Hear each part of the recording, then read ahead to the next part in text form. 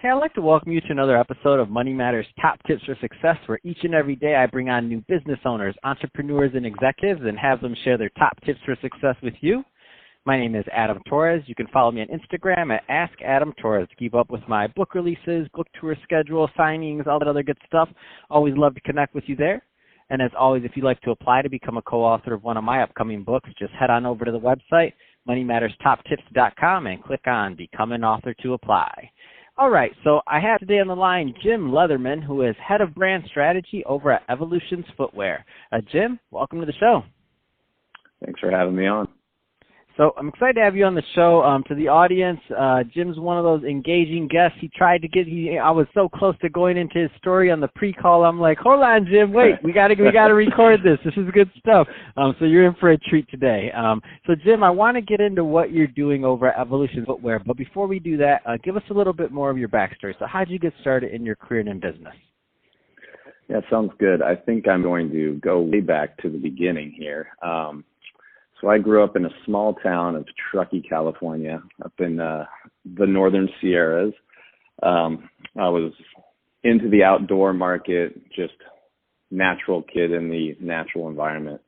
And thinking about your podcast and, having a couple listens in there, I discovered the common thread of, a lot of early entrepreneurs starting at an early age. And I trying to think back if there was anything that stuck out of my mind, and I can mostly just remember of ways to get out of work as a child, and that's kind of what I did. But there was one thing that did stick out in my mind is I was always looking for the next thing in shoes, and I was very into sports, and I had to have my Bo Jackson cross trainers in about fourth grade. And yeah, I didn't want to mow that many lawns, and so I said, I'm not going to do that, and came up with another scheme to sell Pogs. I don't know if you remember those or if the audience does, but it was probably a trend for maybe 2 years. But being from Truckee, all you had to do was tell kids that, in Southern California, this is what the kids were doing. So I decided to invest in $100 worth of Pogs and flip it, for two to one, and made my money to buy my Bo Jackson shoes. So that was the one story that stuck out in my mind of, okay, this is maybe the first time that there was an inkling of entrepreneurship for me. But I think I bobbed and weaved my way through high school with the same mentality of do as much as I need to get by and focus on sports and outdoor activities. But I do remember in my sophomore year of high school, they offered a marketing class, which was pretty crazy at the time in a small town like that. So I jumped at the fact because I figured it would probably be a breeze. But I remember vividly everything about that class and bringing products to market, and it was really intriguing for me. So I think I stuck with that mentality throughout, my young years. I was pursuing my dreams of being a professional athlete, and that took me to Florida, where I went to school and studied business and marketing, and also pursued my dream of being a professional. I beat my body up a bunch trying to wakeboard and snowboard and do all sorts of things, and decided to hang it up in my early 20s, and I moved back to LA to take a job for one of the companies that I was an ambassador for in the footwear brand called DBS Shoes. So it was an old action sports skate company that's still around a bit, but I worked there as a marketing intern and kind of worked my way up to brand management. And when that, I worked in production, design, development, over the course of about 10 years, and that industry fell on a bit of hard times. And so I decided to take the leap and start my own business. This was around 2008, and I wanted to be in the footwear because footwear was my passion. So I teamed up with a buddy of mine. We didn't really know what we were doing. We had a sense, but started developing our own line, trying to figure out where to make it, how to get it done. We ended up sourcing all over the place and actually landed in domestic manufacturing just due to volume constraints, and that was kind of the barrier for entry with footwear was always just volume. And so we had some success there, and, the years went by, and we had an opportunity to move our operation into Los Angeles, which there's not a lot of footwear going on in LA. And we came upon a factory that had kind of been, fallen on hard times a bit, and we helped raise some capital to get the factory back on its feet, and ended up acquiring this factory so that we could start making longshoreman footwear again, as well as our footwear in the Port of Los Angeles. So that went on, and things started picking up steam, and which led me into the acquisition of one of my brands to the Evolutions Footwear, where now that's what I am head of the brand strategy for the company Evolutions Footwear that acquired my company. So that's how I got from there to here. Man, what an amazing story! I love it. There's a lot in there, and I do want to switch it up a bit. Let's go further into Evolution Footwear. So tell us more of the company, please. Yeah, so it's a family-owned and operated business, which I love. Basically, it houses a number of brands that finds different opportunities in the footwear marketplace.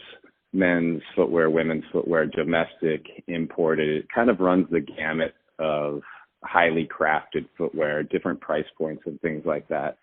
So with my background in manufacturing and, owning and operating a factory, I'd obviously have a lot of things to bring to the table as far as sustainability practices, factory practices, all things of that nature. And so I look for opportunities in the marketplace for the different number of brands that we house, and see how we can align those, with our retail partners. And that's kind of what I'm doing on an everyday basis. And, I have a great relationship with my team and, our retail partnerships, and I kind of bridge the gap with the storytelling and, looking for new opportunities with new brands as well. So what does that, give us a kind of an inside look, and what does that look like for you? So when you're looking for opportunities for brands and for new products, I mean, obviously footwear is your life and you're an expert in that. What does it look like for you, though, to do that? Because I think it's really interesting what you're doing, and I'm looking at some of your products and the original boot that you have for home. It's amazing. It's great stuff you're doing over there. Well, thank you. Yeah, I guess, brand strategy is it's a pretty wide cast net. I think that, there's a lot of different opportunities within that. So, one month I could be looking for partnerships with government as far as Department of Defense manufacturing, and seeing how we can possibly use that in our domestic factories. So we own and operate our domestic factories in Dallas, Texas, and we also have, North American factories and overseas. So I'm looking for more opportunities on the sales side of how we can potentially partner up with different types of consumers out there. But I'm also doing things where I'm sitting on panels about sustainability and company practices and things of that nature. So it's all encompassing in the footwear aspect, but there's not one set blueprint for what I'm doing. I think a lot of it is messaging, and when it comes down to it, I'm very heavily involved in the craft of the footwear making. I love the old world craftsmanship, but we're also conscious on the sustainability side, where we are implementing restore and repair programs versus replacing programs, so that people are educated on the longevities of our products and things of that nature. So it's a lot of messaging is what I'm in charge of. Yeah, and the messaging is not easy to tell the story of these brands, and I know that there's obviously multiple brands within that. I'm just looking at the sites. So you obviously have the Broken Home, you have Santa Rosa brand, Oak Tree Farms, Roan. I mean, you have a lot of different brands, and as I kind of go through them, they all have completely different feels. Obviously, they're different products, right? Different markets and targets. That's a whole lot for you to manage over there. Yeah, it's interesting. It definitely keeps you on your toes. And so, yeah, we get to fill, the fun part for me is we get to fill different market spaces. And, the Santa Rosa brand has been around for over 100 years, and it's basically breathing Yeah, breathing new life back into companies like that. And that's where I get to geek out. I get to go do a lot of research in old libraries and pull up information on things that, has been dormant for the past 50, 60 years. And so, my father being a history teacher and my mother also being an educator, I think this is kind of where I like to spend my time in doing research and making sure that things are, being presented the right way and the story is right. And that's kind of where I get to have my fun in the footwear market. But the interesting side to the business as well, the sustainability message is very big for us out there. I know that there's a lot of this.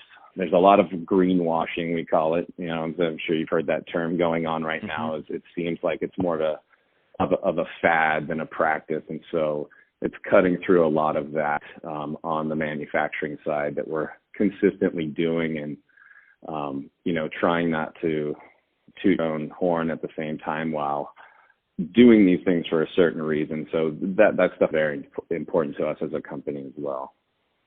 Man, that's awesome. So if somebody's listening to this and they want more information or to follow up on, what's the best way for them to learn about the products? Yeah, going to the evolutionsfootwear.com is the best way to see an overview of all company and practices. And then you can, like, as you said, you mentioned the Broken Ohm brand, which is a brand that I founded, is on there. The Santa Rosa brand, which is the brand that we're currently incubating. Then there's the Bed Stew brand, the Rowan brand, and the OTF brand. So all those brands are on there. They all have a different story. They're very unique, but that is the spot where you can find more information about them. Man, that's amazing, Jim. Well, hey, I really appreciate you coming on the show today and sharing more about your background and all the great work you're doing over at Evolutions Footwear. Awesome stuff there. And to the audience, as always, thank you for tuning in. I hope you got a lot of value out of this. If you did, don't forget to subscribe to the podcast, leave me a review on the Apple iTunes Store, do all those great things we do to support our podcasters. I really do appreciate it. And Jim, thanks again for coming on the show.